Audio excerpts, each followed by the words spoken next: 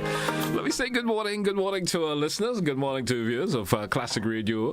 Those of you who are viewing GBN TV, good morning to you also. Our social media platforms, good morning, whether it's the Facebook page, YouTube channels, good morning.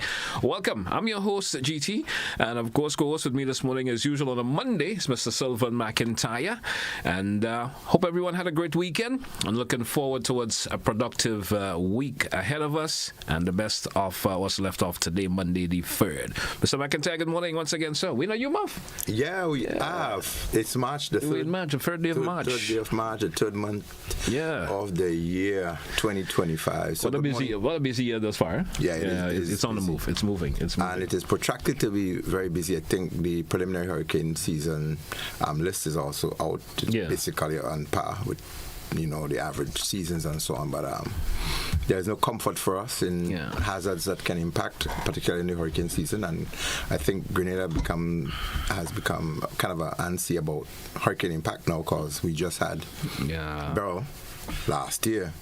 And so I think everybody will be looking to see what happened this year. And we're hoping that we don't have a too active, a back-to-back. I don't think we could accommodate that right now. Well, be what it is. If it does happen, we psychologically, I think we are better prepared if it happens. That when you have that lull, I understand that from that part. When there's a lull, you get a little bit of complacency with yourself. Yeah. But if it's happening, your readiness factors and so forth will kick in faster more than when you have that lull in it and nothing is happening. Absolutely, because I think last week on the program with JC, we spoke a little bit in terms of how people can become complacent after those long periods of not having, and how and what kind of position Grenada is in its response. And I remember that one caller had asked definitely what was our level of preparedness and readiness, whether we're better off, and I said I can answer you in just 2 words. He wanted to elaborate on it, but time didn't permit us. I said yes, the answer is straightforward yes, because want it or not, when you have things happening, it keeps you more on point.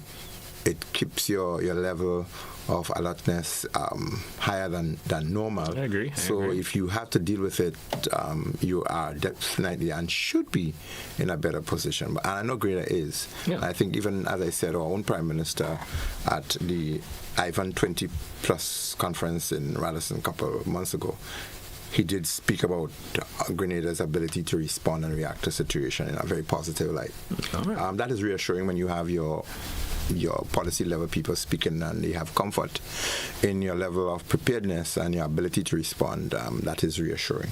We hope, in essence, in general, that the actions could be supported by what is spoken generally, and that the mechanisms and the support will be given to the entity to ensure that it is maintained or it is improved.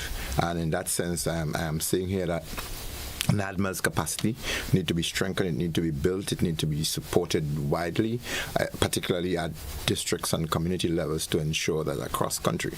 And coming from 2024, what we saw happening in Carriacou, it's a strong learning example, and we are hoping as we approach the hurricane season, and not just the hurricane season, but as we spoke about comprehensive disaster management, we speak about all hazards happening all times, affecting all people. And so Carriacou, being a small island entity of Grenada and PT Martinique, that I clamored for years for their support, ensuring that they should have an island coordinator and program person for the smaller island, and they should have their own emergency operating system on PT Martinique, and the one in Carriacou should be strongly enhanced, and they should be given that level of autonomy, stronger autonomy, to be able to wheel out. And the support from mainland itself should be stronger in terms of building their physical resource. I know they have a fantastic EOC, thanks to the support of the U.S. government that built it,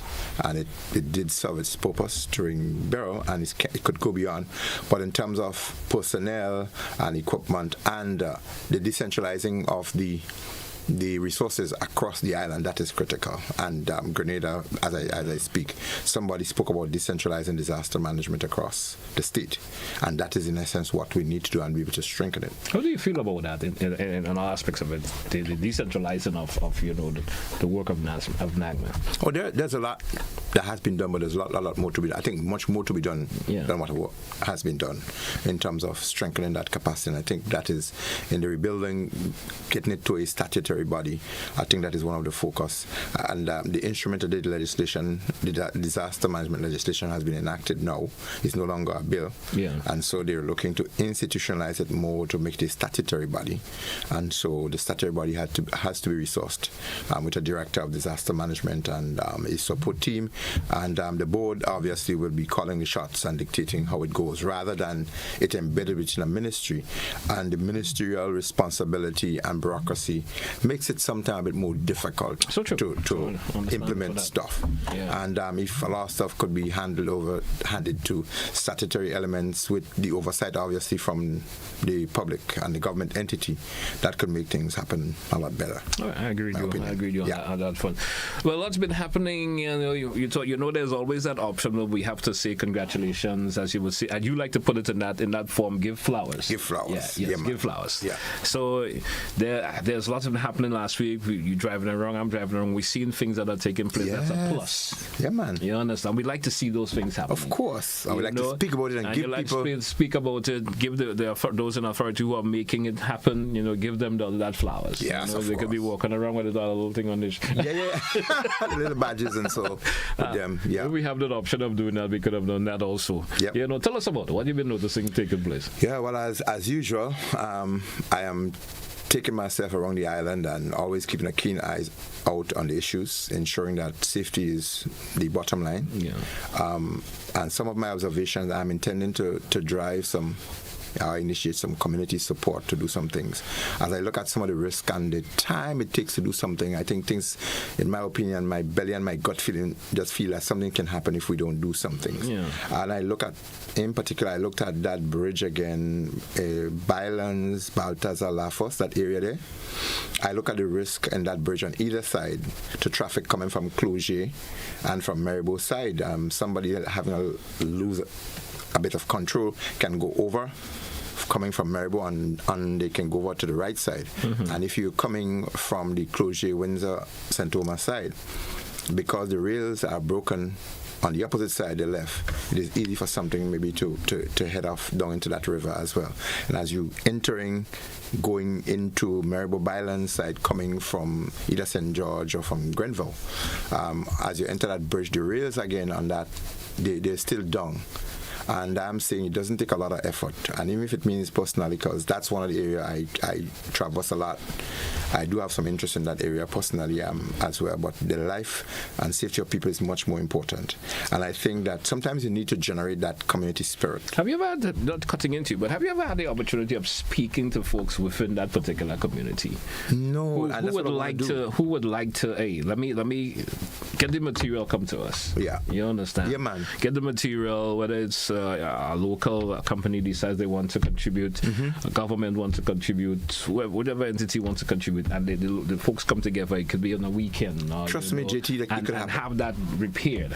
Because there are individuals within the communities who have the technical skills. They may have construction companies, they may have trucks, they can carry aggregate, they may have some material. As a matter of fact, if they want us to generate some material, like people may want to contribute a few bags of cement, some people may get some gravel, some sand as what it takes, maybe even the riverbed. You can incorporate that as a part of the aggregate, to mix with the sand from somewhere, and you can create some. And in addition to that, all you need sometime is maybe a length of one of the 2-inch zinc pipe. And you could just have this railed up against it. As a matter of fact, in some cases, to create that sense of psychological balance, you can use wood, or even in some cases you can use bamboo. And I don't know how resilient people understand bamboo really is. If you go to Asia in places like aspects of China, I've been to Taiwan and I looked at how they utilize bamboo. Bamboo is very strong. It's resilient. And somebody mentioned it, I think, one time on our program. They said if we utilize that properly, you can get a lot of even rails made out of it. And even if you do those temporary things, you give people a sense of, okay, that is there. It provides a bit of buffer for something's happening. But you mentioned, right, if we can get people to community mobilize and they can contribute, the spirit of coming together. The world doesn't need everybody to be good. It needs a few good men to be leaders, to lead the process. Because good and bad has to exist. They have to coexist. But you need the leaders of the process. There are people within the communities who are community leaders for some reason or the other. They have individuals within community that's the rest of the community for some reason they would just listen to. Yeah, they would. You understand? And they have the ability to get folks mobilized and hey fellas, let's do this tomorrow then. Yeah. You understand? And you see they come out, even though it's 1 or 2 or 3, but then while others see it's happening. I mean, that used to be something that used to be taking place on a regular in Grenada one time. And but we don't see it happening now. But I just think as you drive around, some McIntyre, I know everybody. Everybody may know some McIntyre, so why not? Have those kind of conversations and see what I'll do that. That's one of the things that I plan to do to go around myself as I have something called Drivers Disaster Risk Reduction. Innovative volunteer responders, that's drivers, emergency responders. And part of it is to have teams across Grenada that will look into issues of that nature, and we're going to seek in resources to be able to help us do that. But what I kind of know, I'm beginning to not like the modern day as much as I did of the past. But we have to live with it in that modern day challenge and technology has created a set of lazy people. I agree. And lackadaisical and people who just become lethargic in terms of getting out there. You get so focused on the electronics and the indoors and everything else that the spirit of wanting to be out there to get things done, you are channeled into being lazy. Something not that you want to, but if you follow modern day, you will become lazy. Your whole mindset will just blend itself into just technology. If you like phones and laptops and these gadgets, they become part of the human. And that if people don't have those, they don't feel that they're complete. I know somebody who can't do it without their phone. Oh, man. Will prefer to reach work late if they forget their phone and go back home and get that phone and come back to work a couple of minutes late because they need that phone. That's unfortunate. It happens. The whole day will just be completely off. Yes. If they don't have that phone by their side. So I have come across individuals like that. Gigi, let's grab the sunflowers quickly and give it to some people.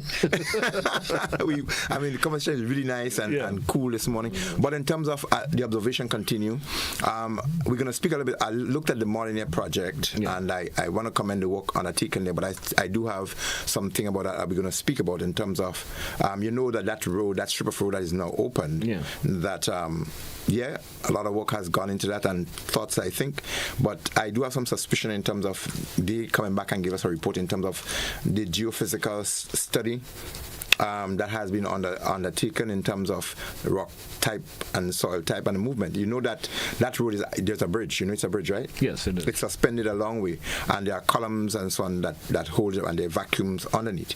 And in terms of the bed, the bridge itself is sitting on a bed. But your suspicion would be whether or not the foundation there would be able to hold with those columns, and if you have movements, because those lava rocks that exist in the area and those moving soil, if you touch it even physically, you just realize that some of these gravels will just move up in your hand. And so with the weight that's transferred to the weight. And I wonder if there shouldn't be some capacity in terms of size of vehicles that would go over there, or whether it is being tested. And I think we need to see more in terms of signage, tonnage, capacities of things erected, and we need to be able to hold people responsible in giving us a report, coming back and telling us what these studies revealed, what was the recommendations, and how, because the engineers you need to have a strong base, and my suspicion is sometimes you go down as deep and then there could be hollows and the suspicion of liquefaction from above and the intrusion of water from the sea at the bed as to whether or not it is. And I think this is why there was a strong mat that runs all underneath these columns to be able to hold it together, to give it some support. But we need to be given some level of reassurance by the experts in telling us, well, this is what has been undertaken there, and you get a sense of, okay, that could happen, because people may have their own suspicion with limited knowledge of what's going on, just feel, well, this whole thing is suspect, because that entire strip of land, that's maybe about 120 meters long, within 90 to 120, and that whole portion moved. And so an aspect of that, despite the comments of that road, and I think there would be a pedestrian walkway on the side, and that is commendable. As we give some additional flowers to the southeast of the island, they've created what we've been clamoring for, increase the size of the font in some of the road signs. They have tremendously. And if you're coming from the Woodlands Old Sugar Mill factory towards Grandance, you would see a massive sign saying Grandance, Grenville, St. David's. Okay. If you're coming from the Valley Road just as well, heading towards that side, Woburn, there's a massive sign with arrows and so telling you that is tremendous. Right. And when you enter the cliff going on that by road, that side road that enters from the cliff onto the Woodlands Road, they've also put up a massive the sign saying one-way traffic. And so people can see it, and the other side they would show a big sign that says no entry just as well. Okay. But on the opposite end, coming from from Springside, entering that top side, there's a sign that said road close. Road close. Close. CLOSE. And I remember, I think you have mentioned that one time before. Jude Bernard, I remember him calling, and he drew this to our attention. He said, "Could you imagine that we're seeing road close?" And the same thing appeared again, despite the good work gone in. And I'm giving the flowers for it. Oh. Somebody don't understand that that's the English language. Yeah. So if you just add a D to it, it gives a totally different meaning to what it is. So when you say road close, if you put a D, it should be road closed. and so we hope that we'll correct that. I remember one time they had this single file traffic and all of that, and we spoke about it and they corrected it. Yeah. And now we're seeing that they're increasing the size of the font for road signs. That is tremendous. But I want that interest to go further into the south. We commended that little roundabout, that small concrete circle by Rams. Close to the new supermarket. New supermarket down there. In Telesford. I think it's a bit too low. As well, we mentioned that. And the signs, you still need a binocular to stand up underneath it to see it. I wish that somebody would say, you know what, the businesses in the area, we're going to contribute to some bigger signs. Yeah. Create a larger font that people can see. Big, bold fonts that is visible. And so that is commended across. And so we wanted to give that little bit of floor to say, continue the effort, Ministry of Works or whoever is doing that. We need to be able to see our road signs and our markings in terms of miles per hour and kilometers per hour. You drive around and you may see 35 and 40 miles per hour on the highway, etc., for goods truck and regular vehicle. But it doesn't say MPH or KPH. Mm-hmm. You look at the miles per hour, or they look at the sign that says either miles per hour or kilometers per hour entering the town. And it says 20. What does 20 mean? I don't know. Kilometers or miles? Miles. Could be 20 miles, you never know. Yeah, it could be 20 kilometers. 20 kilometers. And so I think as we go about, we need to enhance the road signs, and folks responsible. Our road signs, now we have the dry season, they are becoming more obvious that they need to be enhanced. I would do some shots again of some of these signs that they're covered with mold. And we had the intrusion of the blight. Yes. And blights, it's forming on quite a number of things. Vehicles, trees. If something is in a place for a long time, the mold will build on it with cause of blight. And so I think we need to enhance those a bit more and clear those shrubs and those branches that restrict and give some limitation on the views. All right. So, Mike, we drew for our first break for the program this morning. Let's take it and we come back. More in the conversation. Stay with us, folks. To the point. Classic Radio, GBN TV. We will be right back. Don't touch it out.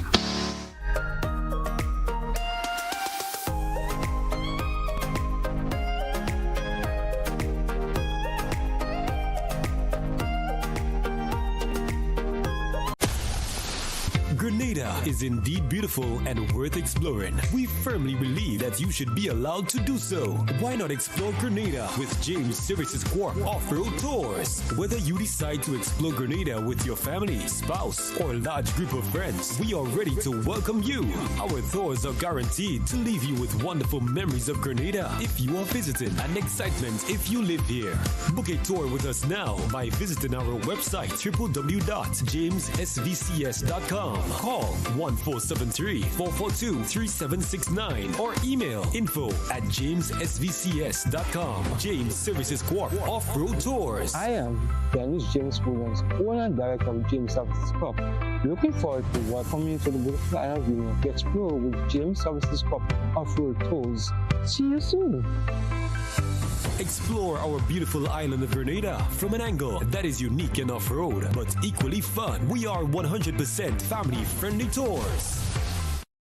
Right Choice Promotions in association with Investment Migration Agency of Grenada, together with Ariza Credit Union, presents the inaugural Virgin Parish Relay Meet. This is the real mini Olympics, Saturday, March 8th. Las Sages playing field in St. David. Relay action featuring the top clubs and schools from across Grenada, competing for cash prizes and more. Come see the nation's best athletes as they prepare for Intercall and Carifta Games 2025. First call to action is at 2 o'clock in the afternoon, featuring live entertainment and excitement in the tug-of-war competition. Admission $10 adults, $5 children. Come to Virgin Parish, St. David on Saturday, March 8th for the Virgin Parish Relay Meet. Come share in the excitement and speed and see you there.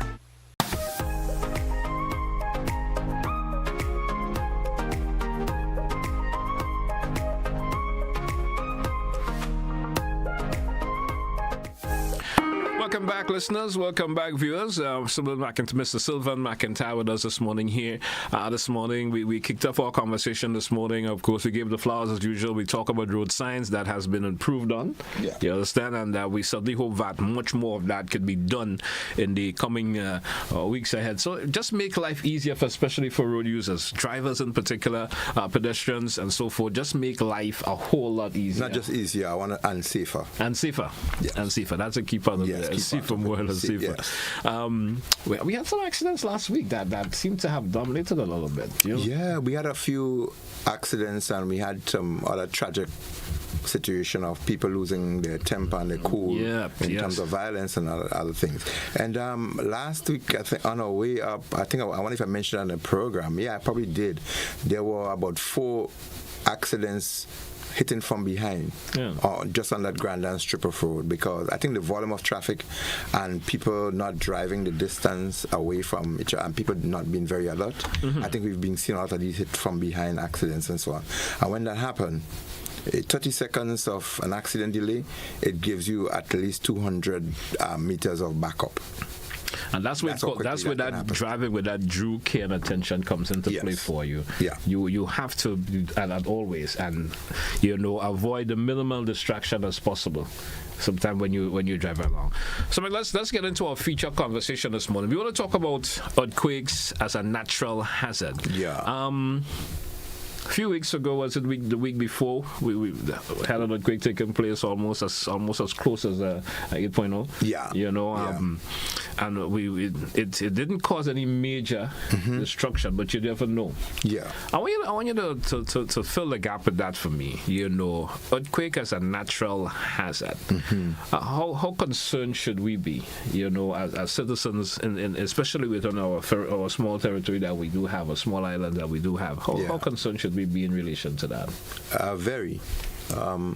We tend to give a lot more attention to tropical cyclones or hurricanes and storms because they tend to happen every year in a stronger manner. But we do have earthquakes that occur daily. They're not highlighted as much as hurricanes, and there isn't a season technically because you cannot really predict when it's going to happen. You may be able to have speculations based on atmospheric conditions in terms of heat and everything of that sort, and the threats of volcanoes, etc. You may suspect that strong earthquakes may happen, but it is difficult to really prepare for earthquakes except that you understand the damage that they can cause when they occur. And so there are 2 things that really should come to mind when we're speaking about earthquakes. Not how they formed, when they formed, where they're coming from, etc. But we need to understand that they're not being predicted, and warning for them is difficult. So there are 2 things that we must consider. One is the knowledge of when things happen, what your reaction should be. So in terms of earthquake readiness, it is something that every institution, even our education systems in our schools and places where people happen to be channeled on a day-to-day basis in numbers, there should be earthquake readiness standards and drills that are established, particularly in our schools where we have quite a number of children that are our children are very vulnerable. They will panic, they will react and do things that you sometimes can't predict what they themselves would do.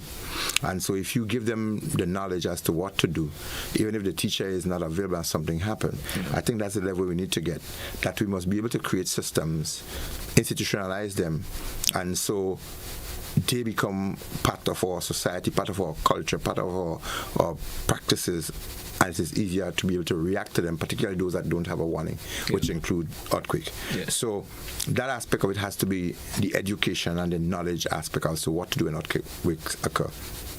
The other factor has to do with our physical planning and development entity, ensuring that designs are engineered in such a way that the drawings and so on would support earthquake hazard as a threat to the construction and the physical infrastructure that we happen to be living within and will affect us. So gone are the days when we think that an earthquake would occur once in a while. I mentioned before they are occurring daily.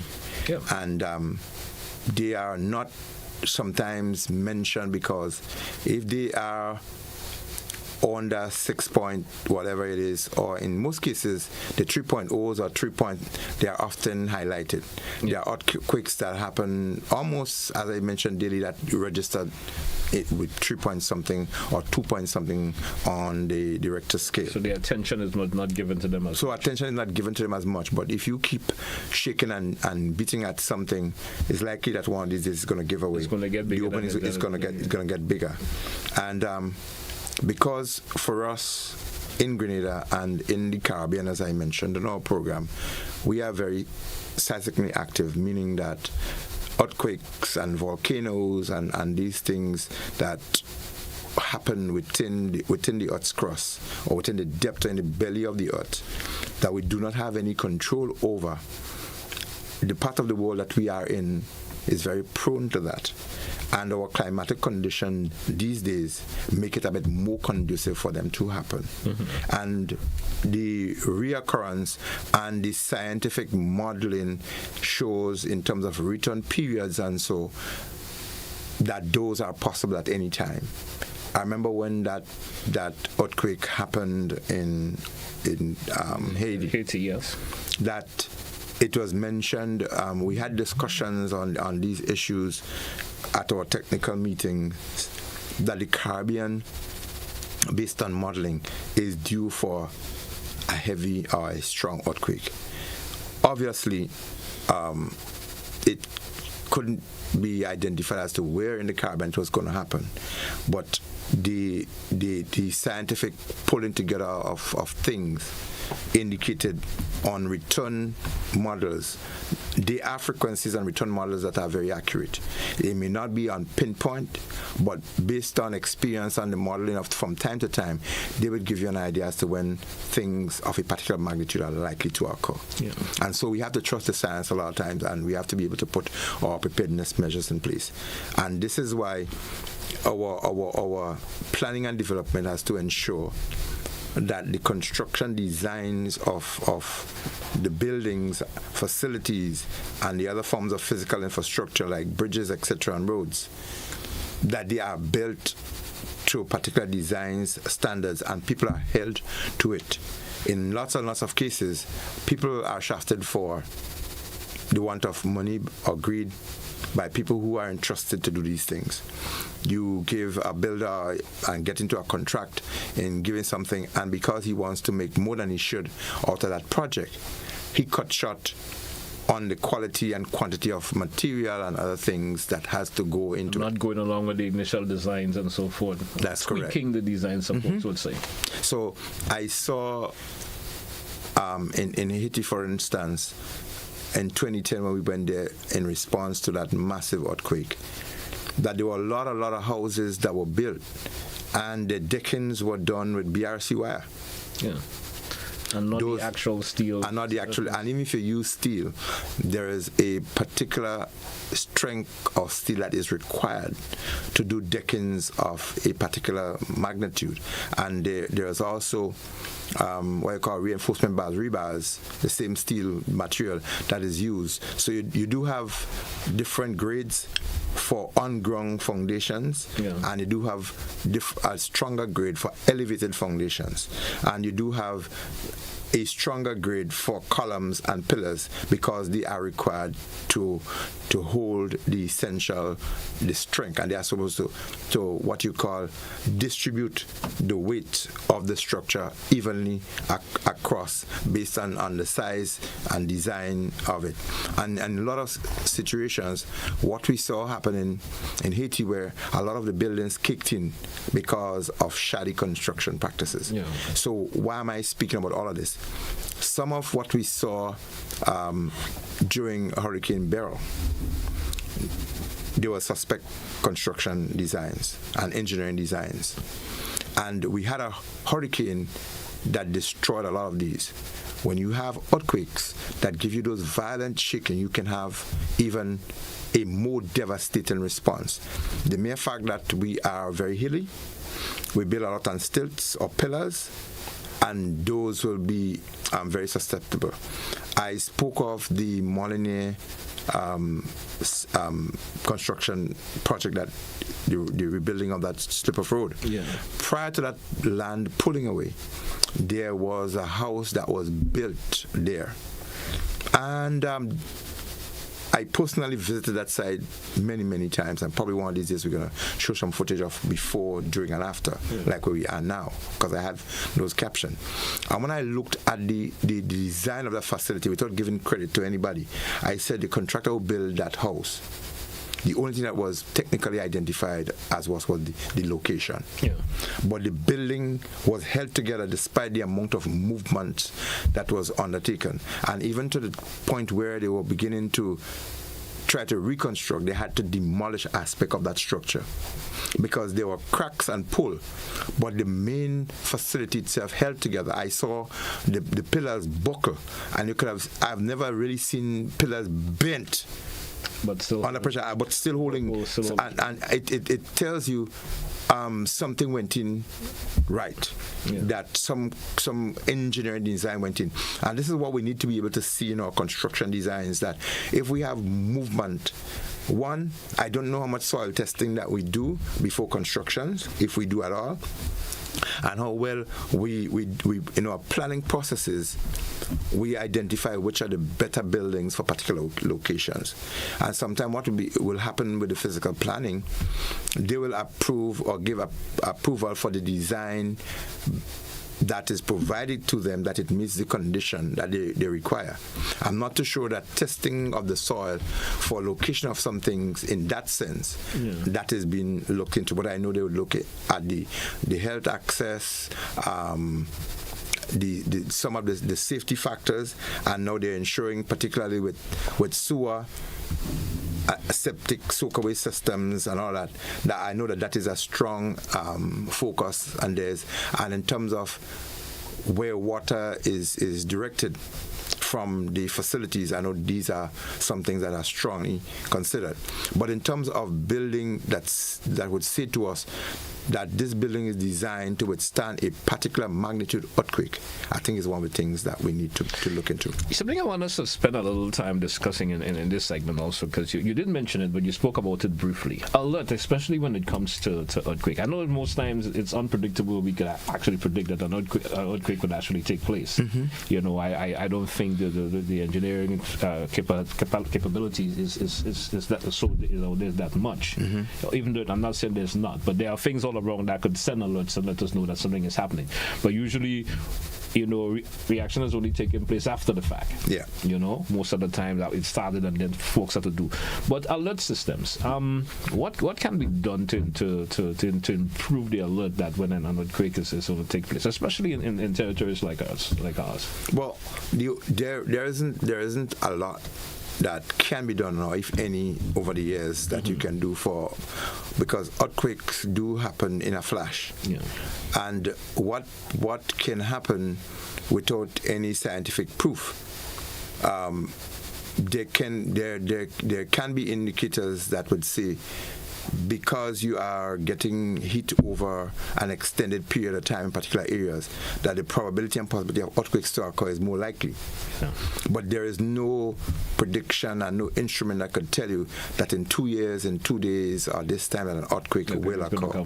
What could be predicted would be like eruptions of volcanoes, and volcanoes' action sometimes they are indicated by the amount of tremors that are there. Yeah. I recall when we were monitoring the volcano in St. Vincent, the number of earthquakes we were registering and looking at them on a day-to-day basis, and we would see on the seismometers and so forth and the seismographs how the tremors are increasing or decreasing on a daily, and what magnitudes they were coming at.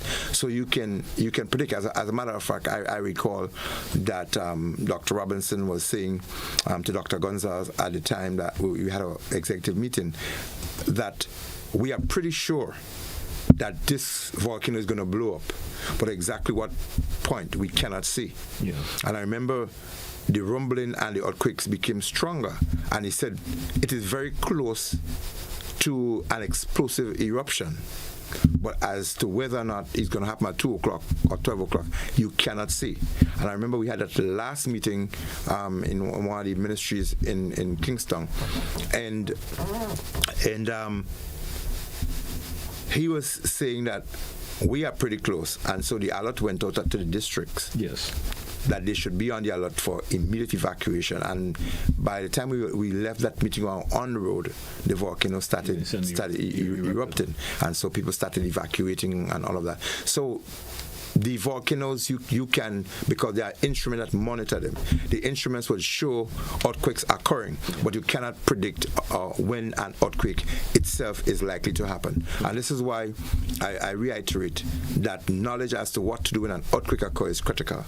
And there is something called, drop, cover, and hold. Yes. When they occur. Is it the DCH or the? Yeah. Drop, cover, hold. DCH. Yeah. Good. So that you drop if you feel violent. You hold on to something that might be moving, and you drop your cover.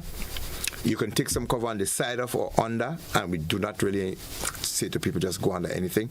Preferably you get into a doorway that is unlikely to collapse as much as the other things, on the side of a table or on the side of a wall, and make sure that you hold on so that you have some level of stability. And we advise people that if you are on the outside and an earthquake is occurring, don't try to get on the inside. If you are in a high-rise place, you move further to get into an open area rather than to get close. Yeah. And obviously, lighter structures like wood and straw buildings, they are more resistance against earthquake.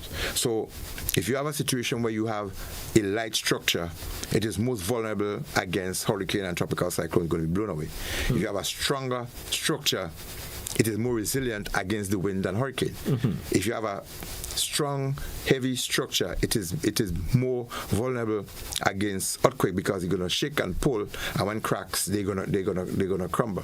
So it is still possible to be able to build to withstand both of the above. Okay. And this is why construction designs and ensuring that people have certain things embedded is critical, because the shady and shoddy construction will lead to greater risk, loss of life, and anxiety, and obviously you'll have economic setbacks when these things happen. Because I saw 4, 5 3-story buildings all came down to one level.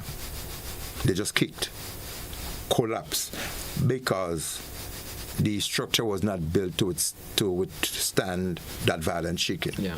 One of the things that we do here in Grenada without sometimes physical planning approval is that you see somebody build with some help.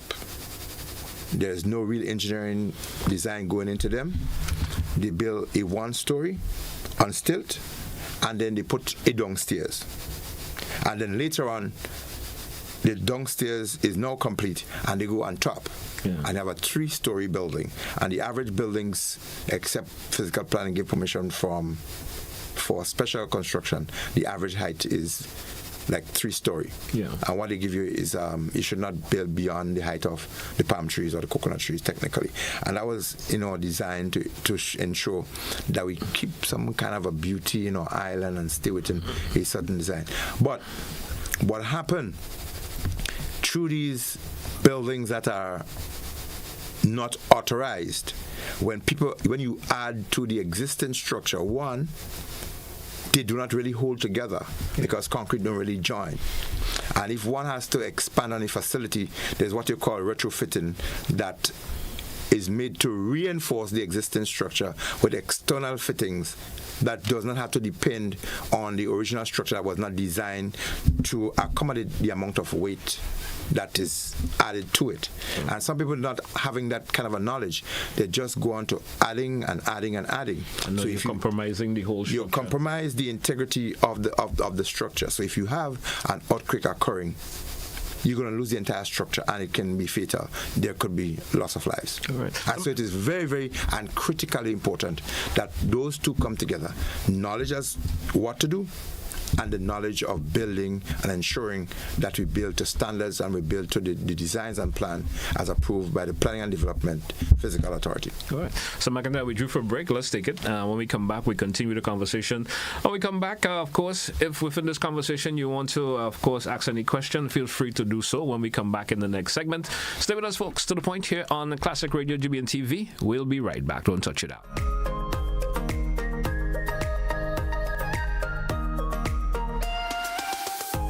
In observance of International Women's Day on March 8th, GBN will air a special program on March 6th, Women's Voices for Change, from 10 a.m. across all GBN platforms.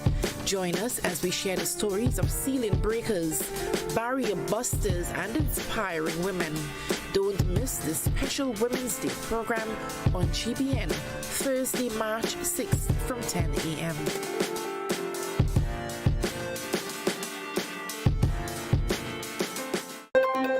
Got something to share? Call us at 440-1252. WhatsApp 405-3052 or 407-8458. Or email gbnnews@gbn.gd. GBN News, first, accurate, voted #1.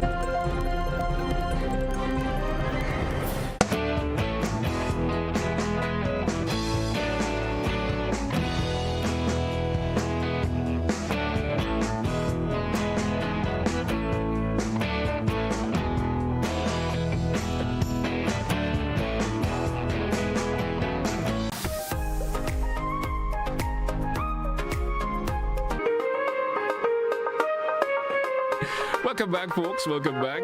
It's To The Point, Classic Radio GBN TV. Welcome back to our listeners and viewers this morning. Mr. McIntyre, welcome back.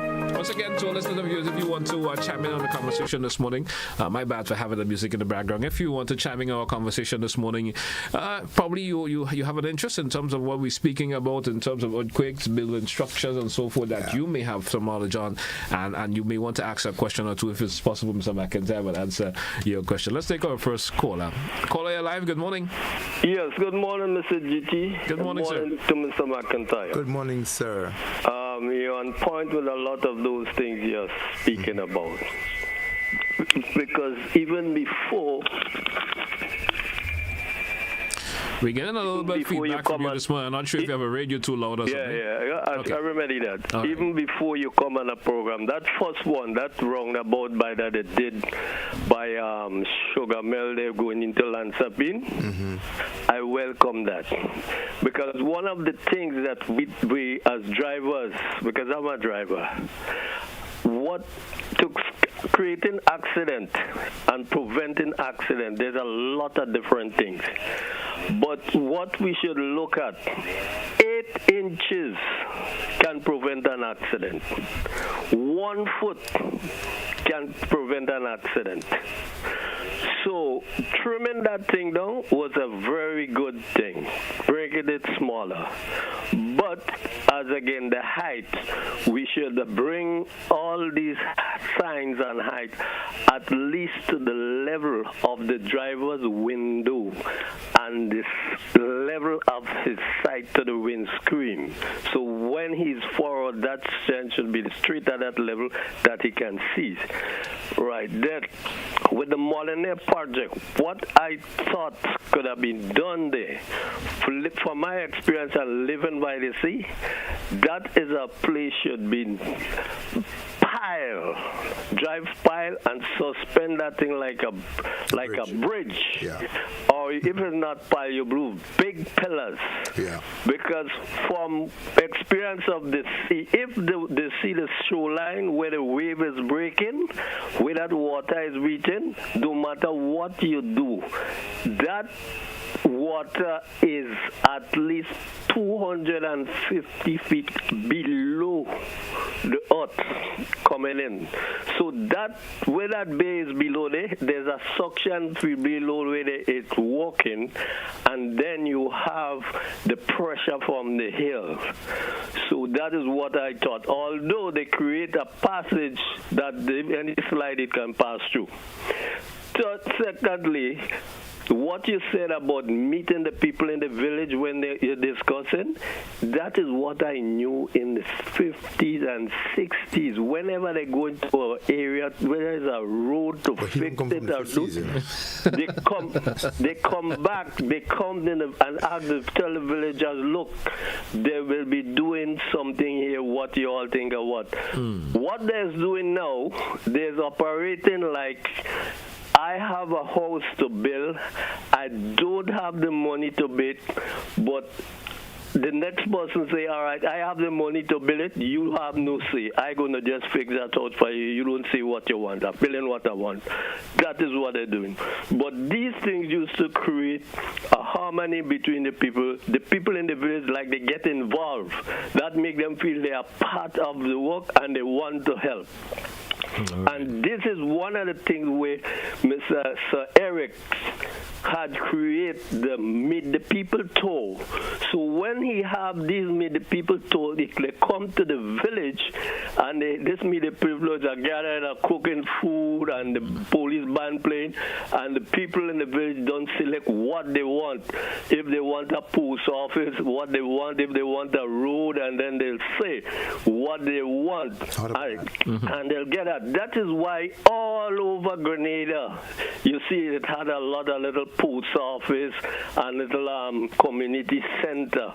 But right now, a lot of these things closed down. All right. And I am not still satisfied with the entrance of this Monroe's bypass road between the playing field.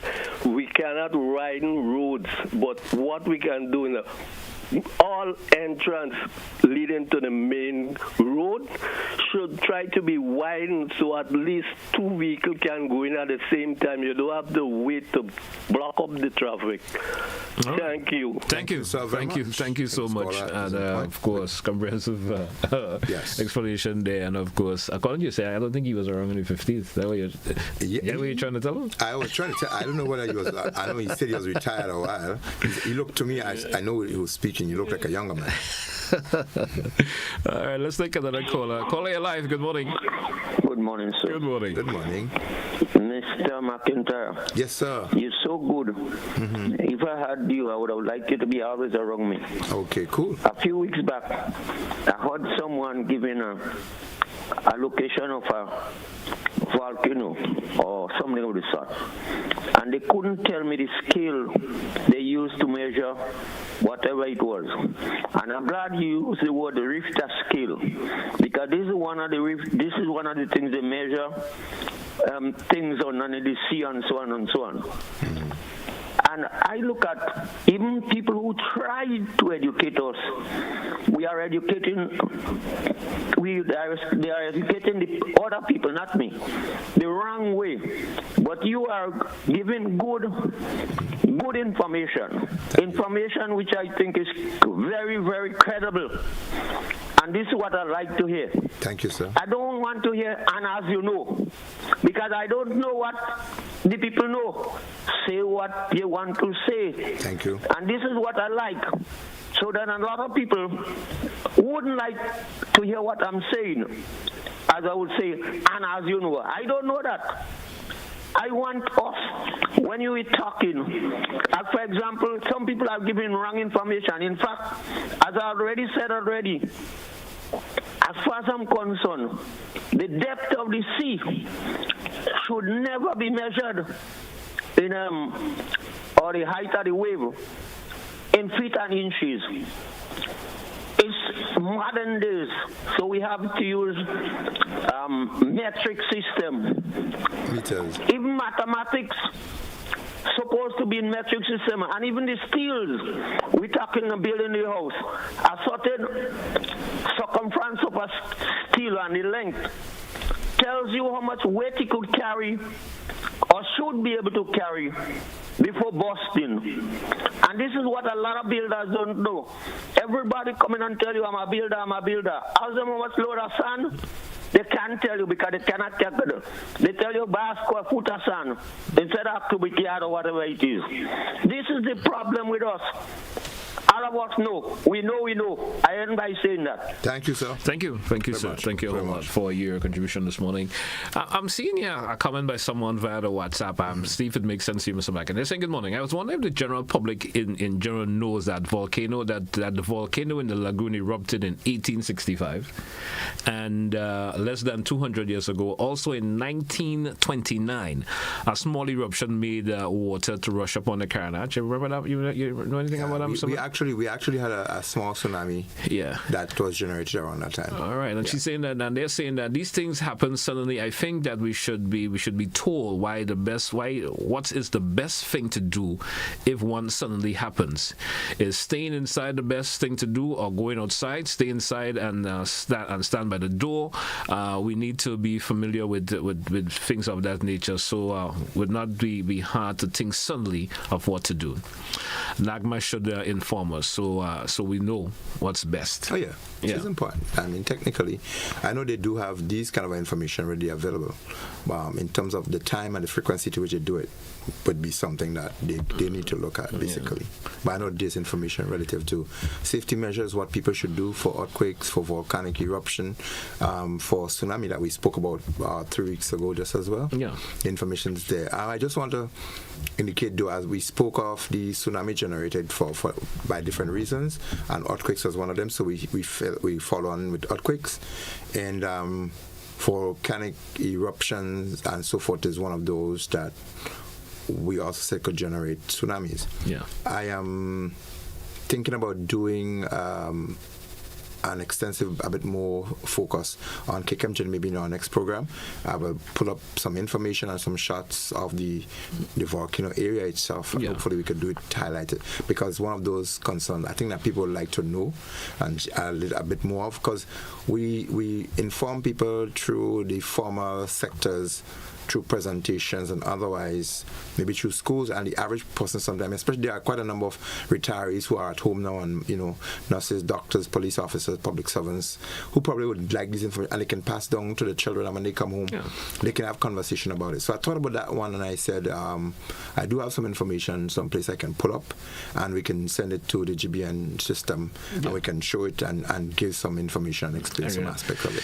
I like the idea in terms of having more public service information in relation to especially what to do just in case these things occur, especially earthquakes and so forth. More public service information should be broadcast on a regular basis. Basis on a basis. Not that the information is not there, but sometimes the complacency, I always say, steps in because nothing is occurring. So we tendency to be, well, that information is not important to try to know more than others. Yes. You understand? But I think on a regular basis, broadcast entities should be mentioning these things, from at all times, just to slip that in. Better you throw that information than playing a song. Yes. You understand what I mean? I'm happy that you've taken this angle because the AMSAFER, the Road Safety Foundation, that we generated, that's aspect of what we want to do. And I think on our programs too, when we do have like sponsors, we can create some safety taglines, messages that we can repeat, and maybe every program we can have one, or periodically we can send them to other medium and they can shoot them just up for public service information, knowledge and otherwise. And then we probably could generate some questions to members of the public that they can participate in, and give response, and maybe we could solicit little incentives for that. But before we end the program, I just want to inform the general public. It is almost 2 years. On Thursday, it's going to be 2 years since the tragic death of my son. And on Friday would be the court case again. It's 2 years gone that our family and relatives and friends and the nation, as a matter of fact, we had to, go through this dark moment and going through that. And with 2 years almost under our belt, the preliminary inquiry into that matter has not yet concluded, and so the matter has not yet gone into trial. And so on the 6th, which is Thursday evening, we are intended again maybe to be on site where the accident occurred, and our intent is to probably have some candlelights, and it is not expected to be as elaborate as last time when we had the motorcade and all of that. But we want to be able to still send a safety message, particularly on the Morris Bishop Highway. And we still want to be the advocates and the voice for safety across our nation, and we still do not want this moment to go silent, because the safety issues on our roads will continue. And apart from that, the people who suffer tragedy, the system is still very cruel to them. In terms of the support that you get morally and otherwise, it leaves a lot to be desired. And the process of the justice system, it is brutal and painful to people who go through tragic situations. I'll probably be making another statement on this matter in terms of how the process of justice delays and how the mill of grinding goes slowly and sometimes doesn't move at all, and how victims have to be victimized through situations because the process of justice seems not to happen. And so 2 years on, I would still want to say that there's a lot of accidents that occur, there are lots of safety issues, and do please, drivers, road users, think of everybody. Every life is precious, and if we drive a bit more conscious and carefully, we could prevent a lot of the accidents that are occurring. We can create no or less fatalities on our streets and our roads, and let us just be conscious that every day there's some measure of risk associated, but we have a lot to play in whether it is safe, unsafe, whether it is fatal or otherwise. All right, so hey folks, that's when we're going to take a wrap for this edition of To The Point for today here on Classic Radio GBN TV. I want to thank all who contributed. I know we see the phones are going up, but we were not able to accommodate any more calls for the morning. The time is upon us for today. Join us again next week, sir, once the Almighty gives us the health, the strength, and everything else will be in between, and we will certainly be back here to have another program for you. Interesting as always, letting you know ways in which you can mitigate some way or the other, just in case a disaster or a hazard occurs, that we could make ourselves and our families much safer. Yes. Until then, folks, have a good one. That's why I say goodbye for this edition of To The Point for today. Join me again tomorrow for another edition. Have a good one, folks. That's why we say goodbye.